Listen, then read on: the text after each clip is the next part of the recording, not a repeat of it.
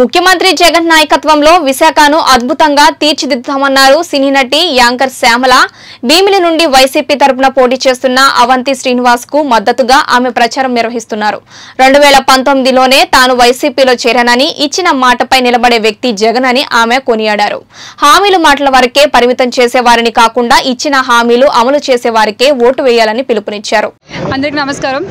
2019లో వైఎస్ఆర్సీపీ పార్టీలో జాయిన్ అవ్వడం జరిగింది. జాయిన్ అయిన తర్వాత మొట్టమొదటిగా నేను చేసిన క్యాంపెయినింగ్ అవంతి శ్రీనివాసరావు గారికి ఇక్కడ భీమిలి నియోజకవర్గానికి రావడం జరిగింది. ఆ రోజు పెద్ద ఎత్తున మహిళలందరూ కూడా మేము అవంతి గారి వైపే ఉంటాము, మా ఓటు అవంతి గారికే అని అన్నారు. అన్న మాట నిలబెట్టుకున్నారు.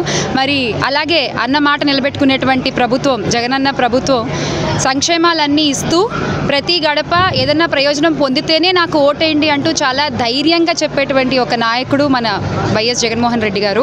అంటే 175 ఎమ్మెల్యే స్థానాలు, 25 ఎంపీ స్థానాలు, ఒక ఓటు వేసి ఎమ్మెల్యేని ఎంపీని ఎంచుకోవడం కాదండి, తర్వాతి 5 సంవత్సరాల భవిష్యత్తుని మనం ఎంచుకుంటున్నాము ఆంధ్ర రాష్ట్ర ప్రజలందరూ కూడా. సో దయచేసి ఓటు వేసే ముందు ఒక్కసారి ఆలోచించి మీరు ఓటేయండి. హామీలు ఇచ్చి నెరవేర్చే ప్రభుత్వానికి ఓటేస్తారా, లేదా హామీలు మాటల వరకే ఉంచేటువంటి ప్రభుత్వానికి ఓటేస్తారా అనేది మీ ఇష్టం. అండ్ ఈరోజు ఇక్కడ వైఎస్ఆర్ కాలనీకి రావడం జరిగింది. ఎవరు కూడా ఒక నాయకుడు వచ్చాడు, లేదా ఒక క్యాంపెయినింగ్ చేసేవాళ్ళు వచ్చారు, ఒక నాయకుడు వాళ్ళ కూతురు వచ్చారని కాకుండా మా కుటుంబ సభ్యులు వచ్చారు అన్నట్టుగా మమ్మల్ని ఆదరించి హారతులు పట్టి అవంతి గారికి అయితే అసలు చాలా ఆనందంగా వాళ్ళు మమ్మల్ని రిసీవ్ చేసుకున్నారు.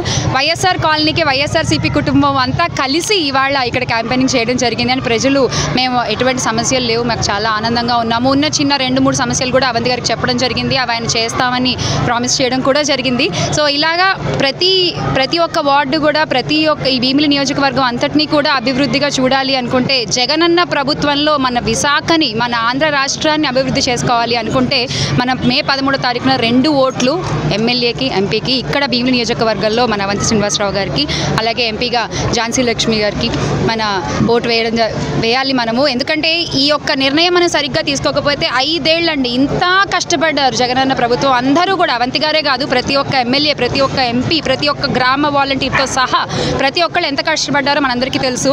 ఒక్క నిర్ణయం సరిగ్గా తీసుకోవడం మనం చాలా అవసరం. ఆ నిర్ణయం మీ చేతుల్లో. జై జగన్, జై అవంతి. భీమిలి నియోజకవర్గం జీవీఎంసీలో 5వ వార్డులో ఉన్నటువంటి వైఎస్ఆర్ కాలనీలో ఎన్నికల ప్రచారం నిర్వహించడం జరిగింది.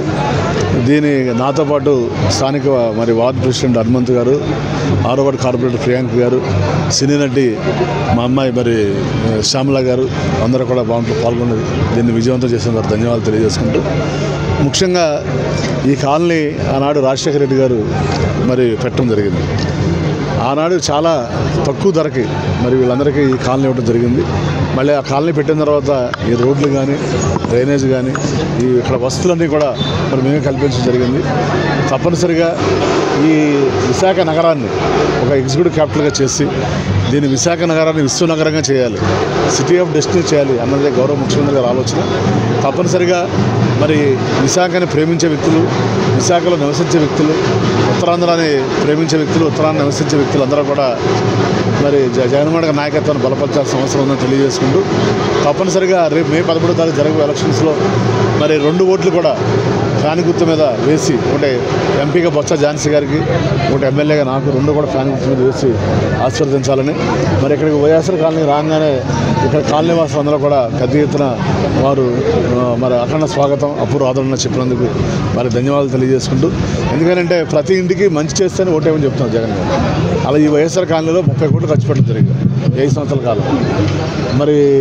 ప్రతి ఇంటికి కూడా ఏదో మంచి జరిగింది. సో దానివల్లే ప్రజలు చాలా సంతోషంగా ఉన్నారు. జగన్ గారి నాయకత్వాన్ని కోరుకుంటున్నారని తెలియజేసుకుంటూ, తప్పనిసరిగా అఖండ మెజార్టీతో గెలిచి మళ్ళీ ఈ భీమిలి నియోజకవర్గాన్ని వారి బహుమతి చేస్తామని తెలియజేసుకుంటూ సెలవు తీసుకుంటారు.